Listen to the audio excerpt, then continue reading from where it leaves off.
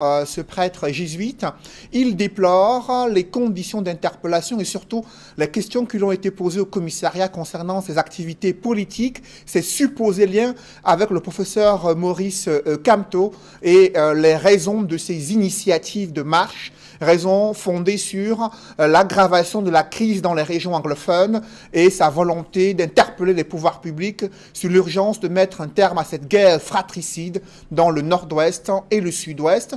Nos reporters ont rencontré Éric Ouattat et également Jean-Paul Chouniat ont pu relever les conditions dans lesquelles le père Ludovic Lado a été interpellé et sa détermination à poursuivre son initiative de marche et de pèlerinage entre Douala et Yaoundé. Reportage.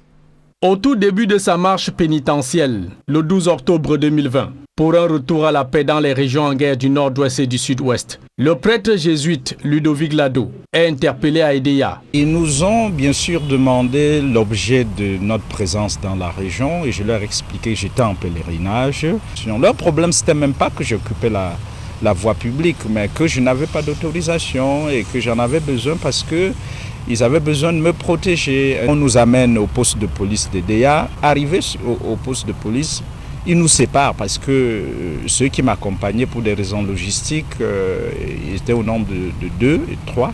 Et ils nous auditionnent individuellement. Et après l'audition, ils nous embarquent en direction de Yaoundé.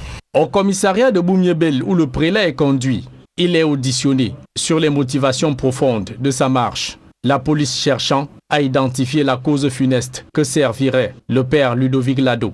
Le cas de Maurice Kamto, d'ailleurs, pendant l'interrogatoire, nous a clairement demandé si on marchait pour lui. Et je leur ai clairement signifié que les événements du 22 septembre sont venus bien après l'annonce de mon pèlerinage. Et donc ça n'avait rien à voir, mais ils ont insisté sur est-ce que c'est politique? Est-ce qu'il y a quelqu'un derrière vous? Est-ce que vous marchez pour Kamto?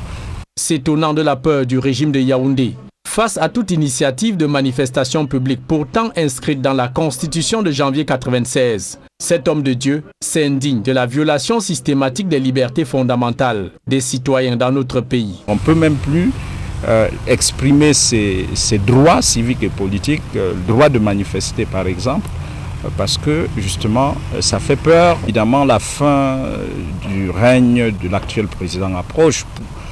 Pour des raisons très objectives, l'âge et puis la longévité. Et donc, la grande bataille, c'est comment faire, bien sûr, pour conserver le pouvoir pour ceux qui sont en place et pour l'arracher pour ceux qui sont en face. Et donc, ça fait que c'est très crispé sur le plan des libertés publiques parce qu'on ne veut pas d'étincelles pouvant créer une effervescence ou un incendie politique.